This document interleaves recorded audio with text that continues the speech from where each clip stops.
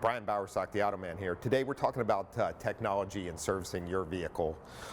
Today's vehicles often have what they call software updates to fix problems when it comes to drivability or concerns that the metrics are too tight for such as a catalytic converter efficiency sometimes, or different items.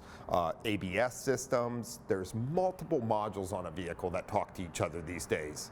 The importance of knowing when we have a mechanical, electronic, or needing an update is become extremely important when dealing with today's technology in vehicles.